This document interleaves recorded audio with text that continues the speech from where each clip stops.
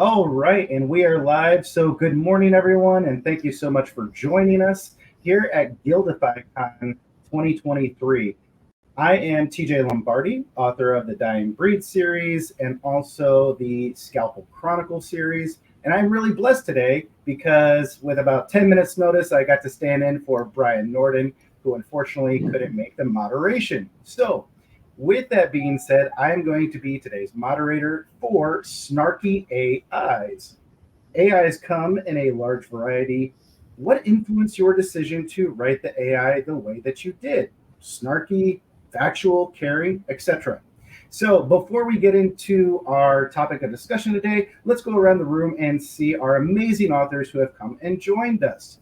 All right, let's go ahead and start with you. Hi, I'm R.A. Cooper is my pen name. You can call me Rachel. So I co-author with L.M. Hughes, and we have written the Wolf and Flame series, which is the Uncharted Bloodlines universe. It's more of a recently came out this year. And then we're also working on a Royal Road series that will launch next week. That's kind of in the same universe. Awesome. Well, thanks for joining us this morning. Let's go over to Damien. Hey there. My name is Damian Hansen, co-author of the Bymort series, which is available for 49,999 Mortys, 4.7 stars at Amazon affiliated. Comes in the choice of 3 flavors: ranch, mint choco, and doom. Now, a little bit later, I actually asked ChatGPT about snarky AIs, and I'm going to read that later, hopefully, if we have time. But yeah, that's my introduction. Hey there.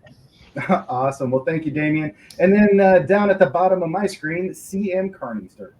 Hey guys, CM Carney. You can call me Chris. I'm the author of The Realms, which is Barrow King's the first book, not to be confused with 10 Realms by Chatfield, that came out like right around the same time, so that was fun. We always joke about that. As well as The Quintessence, and I've got a new series coming out. Book 1's done. It's going to be a middle grade superhero lit RPG with some Arthurian elements. Well, it's got everything smushed together, but I think that's going to be awesome because it's illustrated and fun. So I think that should be answer the question. If you want to get your kids into lit RPG, that'd be the book.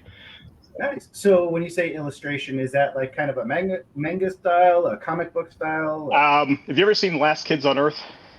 I have not. It's basically a novel. It has maybe 3 or 4 illustrations in the chapter, so it's a regular book, and the illustrations actually continue the story. So there's like thought bubbles and action things and stuff like that. And it's kind of sometimes contradicts what she says because her version of reality isn't necessarily what's really happening. So it kind of adds some humor and makes it more fun, I think. Very cool. And more expensive. Absolutely. Okay, so let's go ahead and dive into this. Snarky AIs. My first question for you all: what was your main reasoning behind the utilization of AI as a character or within your system? So, Damien, let's go ahead and start with you on that one. Okay, well, the AI within Bymort is all based on algorithms, the algorithms that we face every day, the advertising that we see every day from every corner, all the cookies, everything that pops up. And you know, that sort of stuff annoys us and it gets in our way a lot of times every day. But it's a very big part of what Bymort is. And so I realized that I needed this system to, I needed to satirize it and make it funny in a way that people could actually enjoy. If it was just a bunch of pop-ups, I mean, they face that every day. So I needed something that would make people laugh, and that's the direction I went, and hopefully it's been successful. Nice, very cool. And then from like a tonal perspective, I mean, when it sounds like you have an AI that's based off of like the selling algorithms we see on the internet, social media, I could totally see that being a snarky AI. So I have not read Bymort. What was the tonal approach that you took with your AI system? I would say that when I looked at, there's actually a lot to this that I did. In general, what I do or what I did with AI is I tried to think about it as if I were an AI that was Okay. kind of put on the spot, that it realized that this customer has this in mind, so it's trying to throw an ad at the customer quickly, right? And so it will do its own little Google search and roll through all the possible advertising that exists and then grab onto that. And then what I would do in order to do that is I would actually roll through, probably spend an hour on each ad, like going through and looking at real ads and finding which one had the most comedic potential. And I would try to attack that ad and just make it look as amazingly silly as possible while still containing some awesome crunch for the characters within the story. And so I guess that's the angle I took on it. Yeah.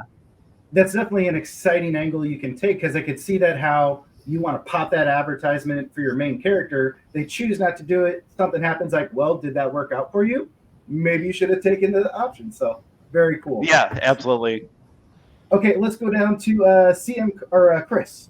When my first Barrel King came out in February of 2018, so kind of at the end of the first big push for Lit RPG. So I think what I had wanted to do with my Snarky AI was make him a little bit different. So I had a couple things I did when he went into the game world. He became an actual person. He's basically an NPC. In our world, he was sort of like a super advanced Siri that everybody carries around in their heads, essentially. Sort of that thing that Elon Musk probably wants to do to control us all. So that was the first thing I did. He actually has a physical body. He's part of the party.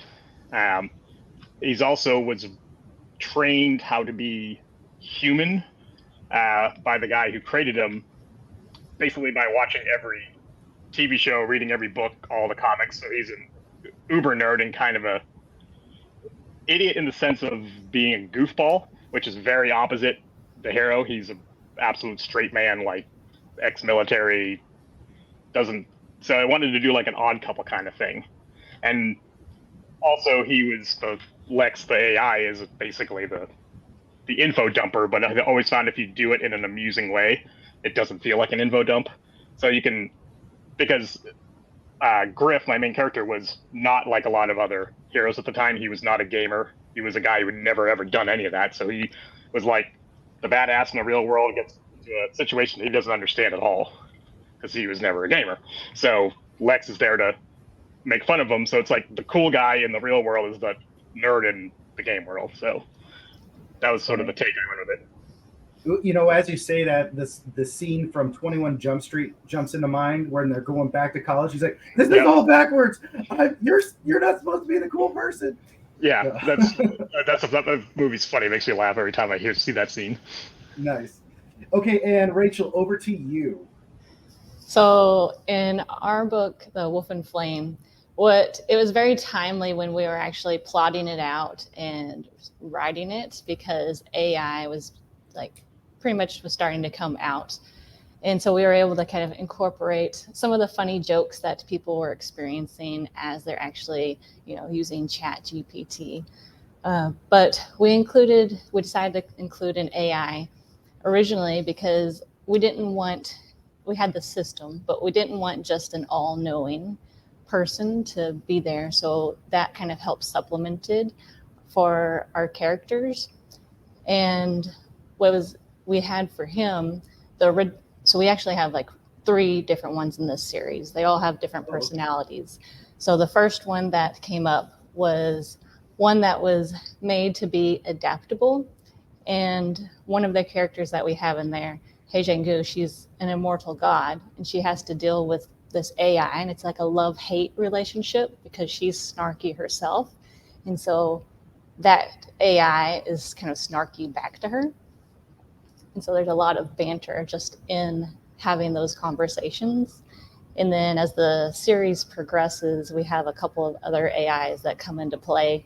And both of those also have different personalities. One's more malevolent and blunt, and another one has some good amount of snark, but that's all in due training. Nice. That's awesome. Okay, so our first question from our Facebook viewers: what is your favorite accent to give an AI or your AI? So let's go ahead and actually, Rachel, let's just stay with you for right now. Yeah. So our accent, yeah, it's pretty. One of them, we have one that's kind of robotic. I forgot who we were playing. I don't recall who we kind of cast it off of. Another one is from I think it's Space Odyssey. It's like the black orb with the glowing red light, kind of very malevolent. I think it's maybe Space Odyssey or Blade Runner. Sorry, I forget. I get mixed up with some of the pop culture references.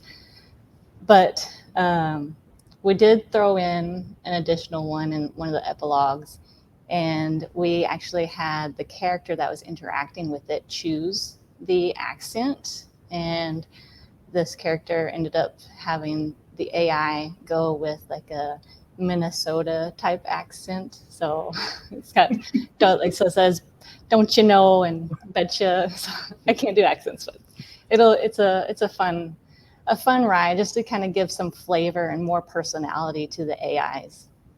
Sure. Damien, let's go ahead and go over to you. Well, with the AIs and bimorphs, I've always visualized them as being different for every product that they're selling. Because we have a number of affiliates that go through the Bimort system. Bimort's the main AI. And so the accent's going to change not just based on the recipient, but also based on what it's selling. But at the same time, I have to say with the audiobook version, I've always, we allow Wayne Mitchell, the person who is reading them, we allow him full creative control over what he's going to do with those, and they're always quite different. And I love what he comes up with them. Everything he comes up with is what ends up staying in my mind, if that makes sense, because he's very good at it. So did that But really change your style of writing as you went forward? Like once you heard it audio, is that the voice that you just carried on as you wrote? oh no, that's an interesting question. No, it didn't, because every single ad that comes through the AI has its own voice, and often that voice is the voice that picks it for me. I guess as I said before, I go through the research. I Google these ads, anything from like the 1930s on. I go through and I look through and I try to find them, and the one that has a voice that just seems ridiculous to me is usually the one that grabs me. So I'm always Okay. looking for that ridiculous voice. Um, I do have to say, in terms of AI voices, my favorite is probably our Clippy avatar, who makes an appearance early in the series, because he's constantly flipping and squeaking and just making all these crazy noises. He's so happy to finally be a part of humanity, because we've rejected him for so long. So It was great inspiration there, Clippy. yeah, Clippy is wonderful. Oh, that's awesome. Okay. So Chris, over to you, sir. As for accent, it was funny because when Armin Taylor narrates the realms, and I think he does an awesome job. I kind of gave him a style sheet of what I was imagining it, including sometimes things like YouTube clips of actors or whatever. And for Griff, the main character, we ended up, after going back and forth, I basically told him do Kevin Conroy's Batman from the animated series. And with Lex, we had the most trouble because I started off kind of wanting him to be a slightly less hyper Joe Pesci from Lethal Weapon 2. I don't know if you remember. Okay, but not that obnoxious. And so we had a lot of trouble going back and forth because it was too New York and it wasn't really fitting. And eventually he doesn't really have any particularly regional accent. It just sort of sounds like average American, I think. Okay. But his tone is where I think, and the fact that he's supposed, not only is he an AI, but he's an AI from our world merged with a lexicon of information that was owned by one of the old gods. So he's supposed to be this all-knowing thing, but because of the way they had to merge him, it kind of broke his brain slightly. So he doesn't have access to everything. And he also feeds it to all of us a lot of the time with, Earth pop culture crap. So, but yeah, I think we finally settled on a voice for Lex, and I think it came out very good. But it was kind of a difficult one because I didn't have a specific accent in mind. Okay. Yeah, and I guess that's a part of that. I've called it before the creative liberty, where sometimes when you have to bring in your cover artist or your voice actor, like you have to give them a little bit of liberty to take ownership of the manuscript in their own way. Yeah. And it sounds like that's kind of the process you guys had to take in your endeavor. Yep. And a lot of like the more smaller characters, I just said, go with it on this, and he nailed it out of the park on almost all of them, I think. Nice. And so that actually is a great transition into our next question from Kyle Wilkinson, fellow moderator, fellow author, and good friend of and supporter of the community. Was your AI inspired by someone you knew or who you had seen in movies or TV shows? So, Chris, let's go ahead and stay with you on this one. Not initially, no. But it's funny. There's a character that comes into it late in book 3, and then there's a major character for the rest of it, who is constantly sort of insulting Lex. Lex is the AI, and the other character's Vaughn, and he's kind of basically constantly poking at him, telling he's an idiot. And the interaction between these characters is like, it just flowed. Like, I barely even had to write it, and it took me about 2 books to realize that it was the interaction my buddy Rob, who would be the Vaughn guy, and I have. So it's like I wasn't writing me as Lex. It was just the interaction between those two just came so naturally because that was my long-term relationship with one of my better friends, who's not only super sharp, but always manages to find like the thing to tweak what you say and make it funny. So I think other than that, it wasn't really based on anybody. Like, I just wanted to make him an entertaining character. Yeah, that's awesome. Rachel, let's go over to you on this one. So, like I said, we're collaborating with LM Hughes, and so with our couple of our AIs, one of them was kind of modeled after Data, kind of from Star Trek, and a blend of Data and Baymax from Big Hero 6, that big balloon type thing, robot. And that one's actually going to be the tower in our series for Royal Road. But our first series, Wolf and Flame, we've got one AI that's called Kitty, and she was modeled after Knight Rider, because whenever our characters, they go and they get in a car, but the driver doesn't speak. And so, but the radio basically starts talking. So that's based off of Knight Rider. And she's one of the informants. And then together, kind of, with the Royal Road stories, there's 4 of us authors that are doing a collaboration on 3 different stories together. And so we have a character that is being written into each of those stories, and they have an AI. And so that's kind of a fueled from everybody's perspective on kind of driving that force. So it's more of a collaboration, not based off any particular TV or movie. Nice. That's awesome. And to do a huge collaboration like that is a lot of planning and prep. So yeah, it does. Thanks. Okay. And Damien, over to you, sir. What's it based on? I would say voice-wise, I tend to think of the infomercials that pop onto TV late at night. I mean, honestly, when you're talking about AI advertising, there's no other inspiration that I can think of. It's always just that forceful, like, oh, look, I'm someone who can't hold a pen, therefore I need the Magno pen. It clips onto the collar of your shirt, and yeah, that's all it is, really, in the end.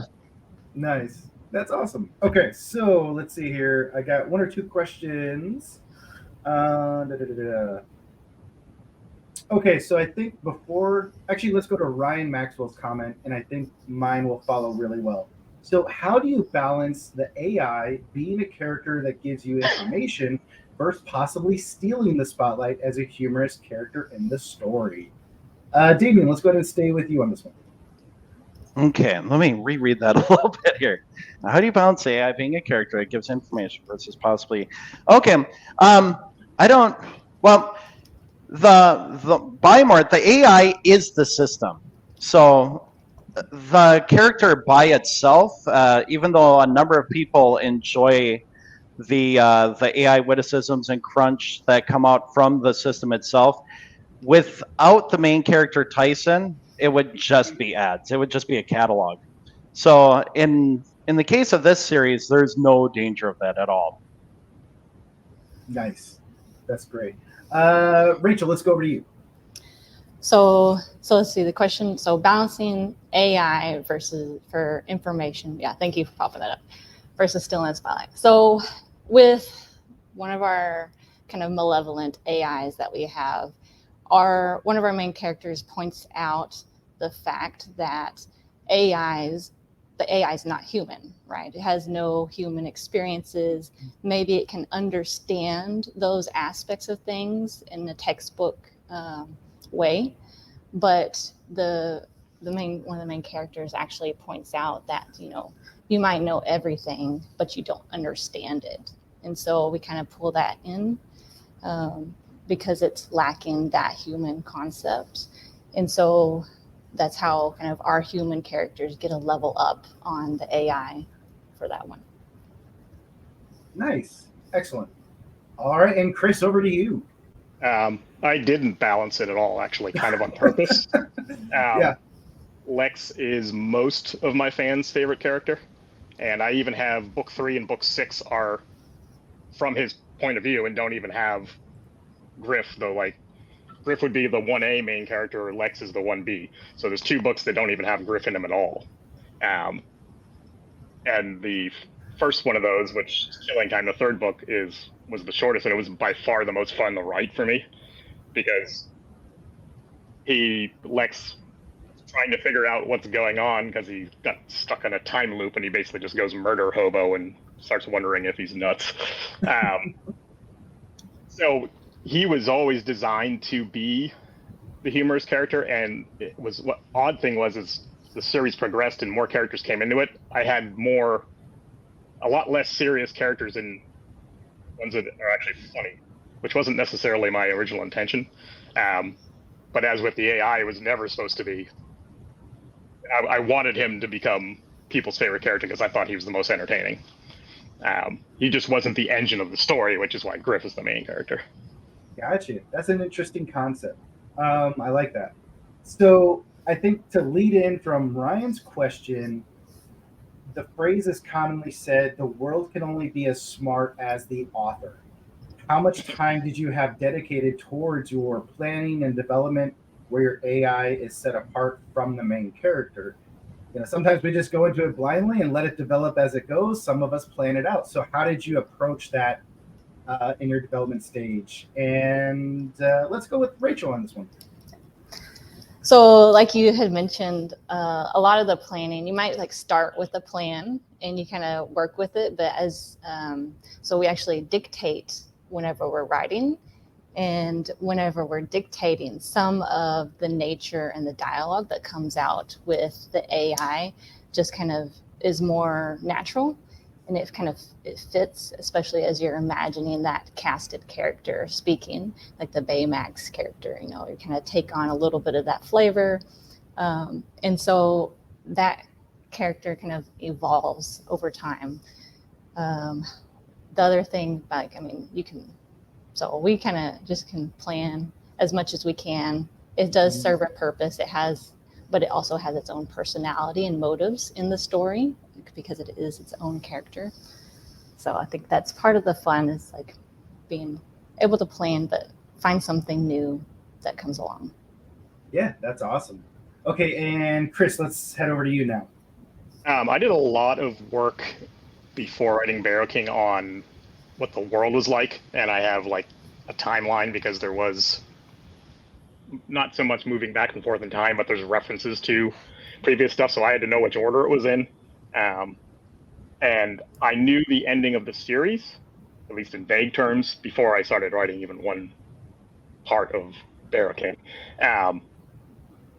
for Barrel King, I also come from a screenwriting background, so I was a big outliner, and I had to kind of unlearn that to free up some of the spontaneity that can come with it. But Barrel King was heavily outlined until about probably 3/4 of the way in, and I think the best part of it is the last quarter, which was the stuff that just sort of came out. Like, I didn't have a lot of that planned per se. Like, a character even invented himself. Like, Griff went to a door and then it opened up, and I'm like, I don't know who's on the other side. And then the next chapter, I just wrote it, and it was this kid. I'm like, what the hell is this? So I've kind of switched slightly from being a full-on plotter to more of a combo with Panther. Sure. But I think I'll always, because I need to know these things out, the world is always going to be heavily developed, as well as the system.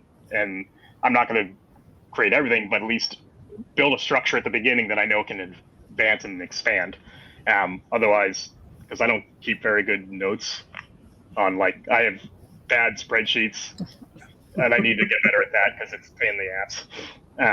Right. I had to go reread my first 7 books to start writing book 8 because I couldn't remember half the stuff.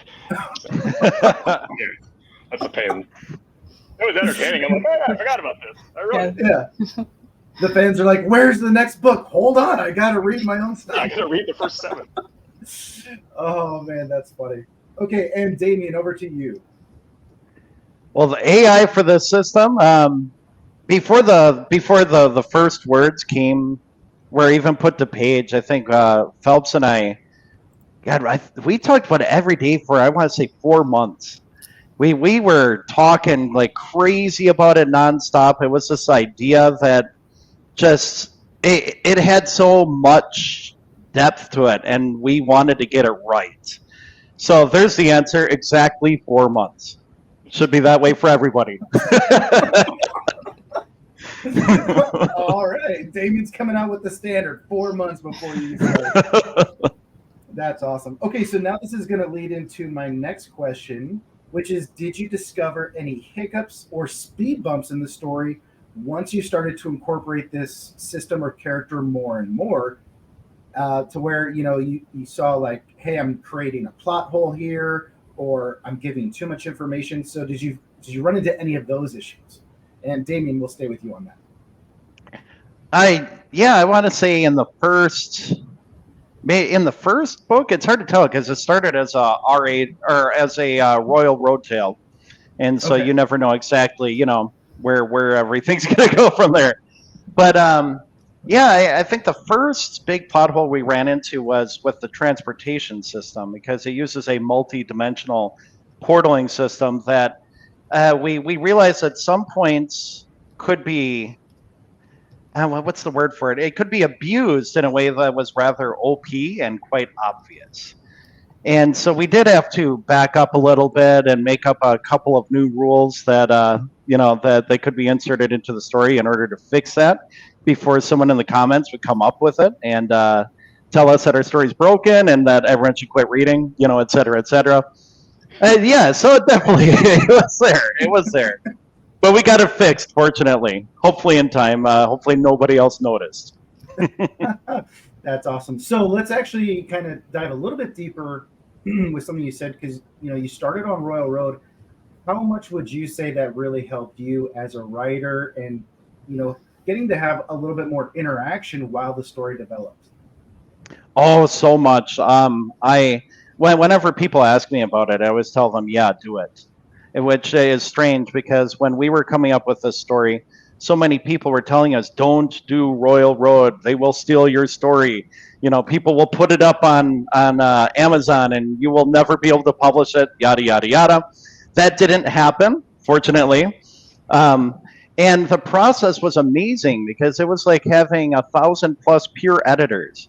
They pop up in the comments. Anytime you do something that the majority of them don't like, it pretty much immediately. And then you try to find a way to fix that, because it's going to extend past Royal Road. So, I think Royal Road really helped us a ton. I mean, we even had a point where we had to go back and rewrite, I want to say 20 chapters to fit something that a lot of people were bringing up. Yeah, and it wasn't pretty, but we managed it. That's awesome. Okay, and Rachel, let's kick the question over to you. Did you discover any hiccups or speed bumps along the way as you incorporated it? So I'd say one of the things that we had to take into account is because we have the two different AI systems. One of them is set up for like the divine realm and another one set for the underworld. And we end up having a character trying to battle out like the different politics because he wants some information. He sets up a bet and he wagers because he wants some time with one of the other AI so he can learn more about their system. So we had to really kind of stop and think about how we wanted that to play out. So that way we could kind of really work out the scene and what would happen as a result of that outcome for the rest of the series there. The other thing it takes some time whenever, like if you throw in a new AI that kind of pops out of nowhere, having to go back and think about the world building for that, because if you have one that's going to be ranking up in its own system, kind of leveling up either like in the social status, social networking aspect of things, you have to kind of take a step back and fill in the holes. Nice. Okay. And Chris, over to you. I got like 2 points on this, and the first one being I actually love when I find a plot hole. I didn't at first. They drove me nuts at first because I was like, ah. But I've learned to look at them as an opportunity, because it's like that thing when you come up with the first idea that you have, and it's the same idea that 100 other people have thought of. And the second one, 10. So you force yourself to drill down to a fifth or sixth option, and it's usually the most interesting. And for me, that comes more often when I'm under the pressure of realizing I screwed this up, so I got to figure out a way out of it. And one of the ways I think that I've done that the most, which I guess is the second point, is that oftentimes I add a little bit of like unreliable narrator kind of concept, where the people are learning about the system and think they know the rules, but sometimes they're not understanding it fully, or the person that's explaining it to them is lying to them. Like there's a part where the respawn that happens with players, who are the only ones that can basically reincarnate. The big bad guy tells the main character at one point, "Oh, I hope you're not using it like a get out of jail free card, because there's a limit to them," which obviously freaks him the hell out. At this point, he doesn't know if that's true or not still. So is it unlimited lies? Because obviously that's going to be a different strategy than if you have 5. So that was a plot hole that I had to kind of work around, and then I turned it into what I think is a strength, actually. It added to the story versus detracting from it. So that's why I kind of like plot holes, assuming they're not so egregious that it destroys the whole series. But thankfully I haven't had any of those. Yeah. Well, you really brought up a great point that I love, which is interpretation of rules or interpretation of what's said. And I know that was something when I was in the military we talked about a lot, where what is the interpretation of this regulation? And a lot of times you'll have troops or someone come up saying, well, it says you should do this. Yeah, should doesn't mean the commander will or must do it. So therefore, airmen, get back to work. So that's a great way to have some creativity of like the system gives you something and the character misinterprets what it means, and you can have a lot of fun with that. So I love that. Yeah. Okay, so a question from Sharon Schultz. What are examples of AI in Lit RPG that you thought were really well done? Who wants to go take this one first? Okay, Damien, I saw your hand first. We'll do the teacher classroom concept. Yeah, I just have to jump in first on this because DCC, Dungeon Crawler Carl. Oh my God, that AI is so amazing. Like, the question before about an AI that might take the show, that's the one right there. If anyone should be worried about their main character getting replaced, that's Dinnaman. He's got to be careful. Nice. Yeah, just don't walk around, barefoot anywhere. So. Yeah, right. No Yeah, jewelry on your toes. Right. I was going to say the same one simply because I think it's, and I wonder if Matt intended this or if it was just one of those happy accidents that AI is so obnoxiously everything that he can get away with doing anything he wants. Like, I think in the 6th book, he even says, "I can't believe I just said that line," which I can see Matt is laughing his ass off as he's doing. He's like, "I can literally say anything, regardless of how pathetically weird, offensive it is, and just blame it on the AI." And I think that's just awesome. And the fact that it's unstable and insane makes it even more fun. Okay, Rachel, is that your answer, or what do you got? It is, yeah, that's a great one. Another one I wanted to throw out there, though, I did like, I just started it, was the Ripple system with Frank. And that kind of goes back to what you were saying, Chris, about the lies, right? You never know what it's limited AI ability and saying stuff, but it's great power dynamics between Frank and Ned, and then also you have House, so you got 2 different personalities going on there. Yeah, plus Frank has serious daddy issues at the beginning, at least, so it's so fun. No, spoiler alert for those who haven't read it. Might have some daddy issues. Okay, so we'll follow that question up with a Facebook user who asked, how did you know when you got it right? Or have you even gotten to that point you're like, hey, I'm still trying to get it right? So what would you say? Rachel, let's start with you. So, yeah, I mean, I think it kind of goes back to the flow of things, like how does that interaction and banter in between the AI and the main characters, that's whenever you know, like, that it kind of seems like it's going in the right direction. What are the responses that you're getting back from that? And are you still staying true to that AI's personality and its own kind of motives that it might have been given from its programmer, basically? Okay. So yeah, that's all I've got for that. Damien, over to you. I guess for us, we knew we got it right when people started making their own little AI ads in the comments. This was back in Royal Road still. You know when people start fan fictioning your AI that you're doing it right. That's a great barometer to use. I like that. Yeah. Chris. I was pretty sure that I had Lex right very early on.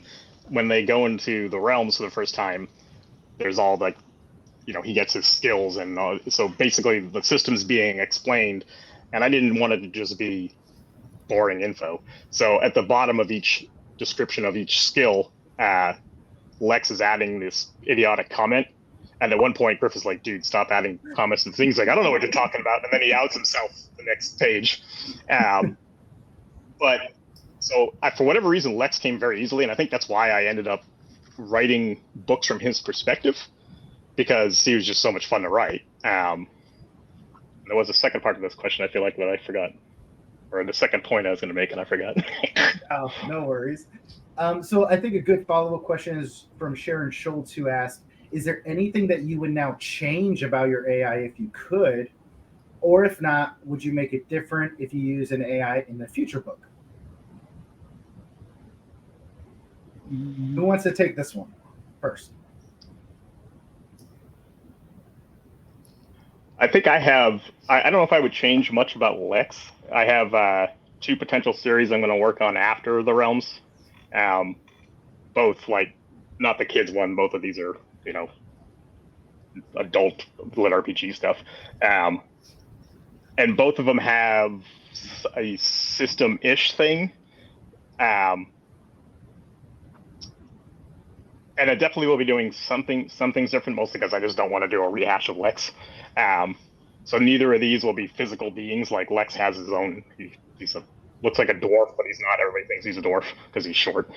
But I think the basis for like, it's a standard trope in the genre, is that he's going to be there will be the comic relief character for me, at least, because I think that works really well. I just need to find different ways of doing it. Okay. Great. Damien, up to you. It's really hard when people ask you, like, a main character in your story exists, Do you ever think you should completely change that? But I think, I guess if I could change it a little bit, I would like to find a way to make the AI appear more often than he does so far in the story, because there's always a balance struck where I don't want Bymore to get in the way of any of the action scenes that are occurring or any of the slice of life scenes that might occur, and sometimes I think like it should, because real life pop-ups do that. So I guess if I would change that, I would do that more, because I do it a little bit, but I would put in a lot more of those intrusions. And if I did it correctly, I would do it with comedic timing as well. You know, it just ruin the protagonist's events here and there. Just make his life that much more chaotic because of the sales bot stuck in his brain. Yeah. Nice. Okay, and Rachel, down to you. So, yeah, that's a tough question. But maybe kind of thinking back about it, like having more kind of hints at that juxtaposition of where the character, more character driven. So like the AI isn't as human as the main characters are. So they're not experiencing the actual feelings, kind of hinting more at that, especially now, at least in the day and age with current AI language models, how you have it's very rote and they're needing prompts to kind of get moving in the direction that you want. So I would say that that's probably going to be the main thing there. Even if the language models, you can get them to be, you know, jerks and not give you information, or they end up turning into flirts, putting heart emojis all over. So unintentional. You totally didn't stick that landing, heart emoji. Right. Nice. Okay, and I think that's a great way to think about it too. Is, you know, do you want your AI to be robotic, where there's no empathy, there's no sympathy, it's just data driven of you failed this quest or whatever, and you can add in some of that. So that's really fun. That's awesome.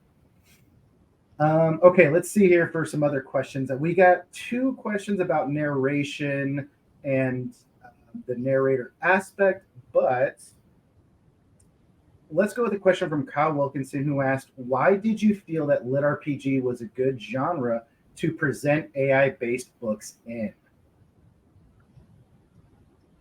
Who wants to take this one first? I mean, let's go with Chris. I mean, I think it just lends itself to it. Not only the having to explain a complex system and have a reasonable system of control for it, but the intrusions into the story that you get from stats and tables and all that, I think it doesn't make sense that would just show up in your vision or however that interface works for the different series without having an AI element. I think it would be illogical. So I think they kind of need each other almost. It's not, you could do Lit RPG without an AI, obviously, and just have the system sort of be this vague, distant thing. And there's been some good series that have done that, I think. But for me, it adds another whole element of delivering information, humor, and actually sometimes giving stakes. Like that character becomes an important part in the whole overarching, mission of the system, or of the series rather. Nice. Okay, Damien, up to you, sir. Right now I'm thinking I should have gone first because, yeah, I agree with all of that. And it is natural. It answers the why. And I absolutely agree that there are a number of series that they just never address the question, and it does work for them. But sometimes you want a series that does tell you why, like why this is, why is this happening? And when you do that, you need some powerful system or you need some powerful reason for that system to exist. Now, of course, that could be divinity, or it could be an AI. Maybe you could have I guess there could be a number of reasons, but AI very much does lend itself to this. It's a very quick and easy response, but also a fun one too. Because when we play games like Baldur's Gate, I mean, your character exists in an AI that is basically you, right? A system that's run by an AI that is you. And if you, yeah, I guess that's what a lot of the stories in genre are, is based on those games, on those systems. So that's what it is. It's natural to feel like an AI should be there. Nice. Okay. And Rachel. So, like y'all said, I would agree with that. Kind of helps with the system setup and things like that, just to kind of easier. And I think in the lit RP genre, that's where I've been reading some of the things, is like there's a lot of inspiration that's in there. Readers are kind of experienced with seeing this. There's a lot of people in tech that seem to enjoy the lit RP genre, and then just in general, like getting more inspiration from movies and inserting that into kind of that pop culture references and things like that. It's more opportunity for that. I'd say, even just from my background and my career, as a neuropsychologist, having that kind of brain mechanisms come into play and how the personality develops is just a unique opportunity to really interplay on those types of things. And then I know my co-author, she was definitely inspired by a bunch of the books in the lit RP genre with the AI, so like Scum Villain and things like that. That's awesome. Okay, we got 2 questions here about narration. We'll hit them both at the same time because I think we've kind of talked about them a little bit already, but we can really rehash it. So the first one was from Kyle Wilkinson, who said, did you start your series with wanting a specific narrator for your AI based on what you had heard from them previously?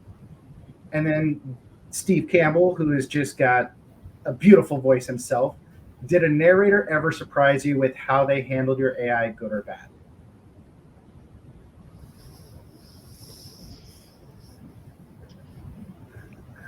I can go with how I found Armin, I guess. Okay. One of the very first series I read and listened to was Viridian Gate, James Hunter, which Armin narrates. And when I was this complete noob trying to figure out how ACX worked or whatever, I put the thing up for the auditions and I got, I don't know, like 60 or 70. And just none of them got it right. So finally I'm just like, I'm going to reach out to Armin and ask him. So I did, and I've kind of learned that the worst thing they could say is no. So whenever I want either a narrator or a cover artist, I just ask them if they're available. Okay, awesome. So I should have done that with him right off the bat because he ended up being perfect for the series. Nice. Rachel, over to you. So we found our narrator, Nikki Andres, through the Clubhouse app, like probably a year or so ago. And she did a cold read for us of a short bit of ours on that. And we just really love that she was able to kind of perfect some of the accents. Like she even did, she's Asian background, but she even did an Irish accent for us. So we knew we wanted to grab her for our narration. And so we ended up using like a character prep sheet to help give ideas like casting references of the different AIs and types. But we really just let her kind of have some liberty with that and be able to kind of interpret on her own. And I don't know, she's very well versed in the different accents. Nice. And then Damien, up to you, sir. The story with Wayne Mitchell is kind of an interesting one because he reached out to me. I got a message from him during Royal Road, and I got a message on Facebook, and he's like, "Are you the Damien Hansen of Damien Hansen, Joseph Phelps, Bymort?" Like, yeah. Like, I'm reading your story online, and I would really like to do the audiobook. And just, oh wow, okay. And then I jumped on and researched him, and he's a very legit guy, A-lister on the Hollywood like talking bubble or whatever, whatever it's called.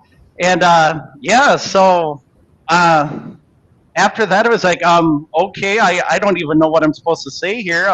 Send some sample chapters. And he did, and I was hooked. It was amazing just listening because it's rather quick where the AI jumps in, where the AI voice comes in and does the whole welcome to Bymort. And he just nailed it. It was amazing. It was better than I had it in my head previously. So I knew that was the guy. That's always Absolutely. awesome. Yeah. Yeah. Great stuff, you guys. Thank you so much. And Sean Oswald. Do you ever give any consideration to how the AI system came to be in your stories, i.e., how it can be so powerful, etc.? And Rachel, I think you've answered this a little bit before, so let's go ahead and pass it over to you. Yeah, so like we get many AIs, so I've got to kind of file through those different ones. But one of the things, like with our first one that we started writing, we had like the gods basically kind of developed the AI system because there was a big war and the divine realm and the underworld couldn't get along, basically, like always. And that what's nice about having that, it helps with kind of keeping track of the different system elements. Sorry, I blanked on what the original question was. Do you ever give any consideration to how the AI system came to be in your stories? Oh, okay, yes. So the other part of that is with the system coming into play was just it's a cultivation system. So being able to not only just throw up the different stats for things, but helping the characters kind of guide them in towards of leveling up and going along. So they do play an important role in that way. I'm trying to think. And then again, like the Royal Road one that we're writing, it's pretty interesting because it goes along with starting out the very basic, and then it'll level up along with our main character there and kind of advance. Nice. Damien, I know you've kind of answered this a little bit with how it's the marketing system. Did you find yourself tempted to go into the more realistic where it's like, here's a pop-up of this and this and this, and now you have no vision at all to look at besides our marketing? That actually happens in a battle scene. So yes. But the question that Sean asks here, we like, I can't say too much about it because of spoilers, but we do have a running kind of background story on that you get hints about this time that people in the story kind of debate about it sometimes, about whether this time even exists, a time before when Bymort wasn't the only store left in the multiverse. And so you do get snippets of the history of what's going on, and even you even get to meet one of its former competitors that kind of pops in here and there again. Yes. So we actually did think about that a lot during the mandatory 4-month period in which we were creating this. Nice. There's a backstory there. The hard thing is knowing how much to reveal. Gotcha. Okay, and Chris, down to you, sir. There's kind of two different types of AIs in the realms. One is the individual, what I call banner, which is what I call like the super Siri thing that each player would have. And that becomes quote their NPC. But then there's the overarching system that's not really an AI. The way I explained it in the series is like our universe has laws of physics. This thing has the game mechanics. It's organizational principle. So it's once Lex and Griff get separated in book 1, the prompts that Griff gets don't have a lot of personality. It's just info drop with occasional little things of like warnings or ominous sounding things that he goes, well, that doesn't sound good. But it's never really explained beyond the fact that it's just, this is the organizational principle of this universe. Physicists study physics here, people that would want to study like how these things work. And I never have like, it's not like a guy who just writes books on it. It's just the people who have lived in that universe for a while understand it, and it's sort of just the way things are. Like, we understand gravity's a thing. You don't necessarily understand how to do the math behind it, but so I guess yes and no on the how much thought did I put into it.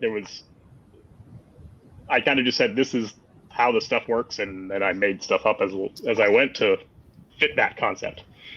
Right. And I think Kyle is probably one of the best closing questions we have before we give you guys each a little bit of time to share more about you and your books, where they asked any advice to aspiring authors hoping to write with an AI as a secondary character. Damien, let's go to you to start this one. Any advice to aspiring authors besides the 4-month planning window? Well, oh God, that's a hard question because it depends on what subgenre you're trying to write in, I guess. If you wanted to do something with a sort of sales AI like we have in Buymort, I would seriously advise doing what I do with searching out ads and looking for inspiration, because just making them up from your head, they don't come out right. Like I've tried that to save time before. They are worth researching. It's worth looking them up and trying to satirize existing content. And that's so my style AI, that's what I would say there. Nice. Rachel, over to you. So I think one of the main things is really just kind of create the AI as its own character, like set up its own personality, give it its motives as well. What was its purpose and goals? Like if you think about all of like and if you want something that's fun, what's entertainment to society today? Like think about like, why was Jerry Springer so popular? Everybody really enjoyed that. And so if you can incorporate some of those different types of things, then I think that's something to consider. But really, if you just nail down the main concept and then follow along with the delivery of that AI, then I think you'll nail it. Nice. Chris, to finish us out. I think the two things, pretty simple in my mind, is you figure out what the purpose of it is, like what is your AI's job, and then how to make it unique to you. Like that's pretty much figure out a way to make it entertaining and serve the story. So nice. All right. Well, hey, we've got about 2.5 minutes left. So really briefly, if you guys would, what book are you currently reading, or video game are you currently playing, and what are you working on, and then where can people find you? So Damien, let's start with you on this one. Okay, let's get the questions in a row here. Okay, so what book am I currently reading would be Orconomics, the third one. What is the third one called? I don't even know. Because it was Orconomics, Son of a Lich, and then the third one. But anyways, you got to look up the series. It's amazing. Reminds me a lot of a mix between, I would say, Lit RPG and Terry Pratchett. Ooh, okay. So yeah, that is an amazing series. Game-wise, I'm playing most nights I'm playing Stellaris with my son Dean. He's gotten old enough and smart enough to actually play multiplayer empires, stellar empires battling each other. So that's been awesome. What was the second question? So then, what are you currently working on for writing-wise, and where can we find more about you and your books? Okay, book-wise, well, Phelps and I are working on 2 different series, but one's not going to come up for a long time because we're still filling out the Buymort books. Buymort 5 just dropped on Amazon this month. The audiobook for Buymort 3, I think, dropped last month, and 4th one will probably come out January. And we are going to finish the series with book 7, so we're working our way up to that one there. Yeah. Okay. Yep. And, go to Amazon, Buymort. Facebook, Instagram, what's the best way to get a hold of you? Facebook. Hey, if you message me on the other ones, I won't notice for a month. Okay. Rachel, let's drop down to you. All right. So currently I'm listening to the Ripple system and enjoying that on audio. Then I'd say in terms of games, I don't really play too many games, but I've got kids and So the most recent was playing shooting little furball alien things on a little MetaQuest VR. So it's always fun to kind of actually jump into VR and see how that world looks. I guess then what's kind of upcoming, what we're working on, our Wolf and Flame book 3 will be launching next month. We have our Royal Road series called Hunter Origins that actually launches next week. And I'll see, I guess then where you can find us would be, you can go to unchartedbloodlines.com. That's where all of our social media links are. But you can just ping us on Facebook as well. Awesome. And Chris, over to you to finish us out.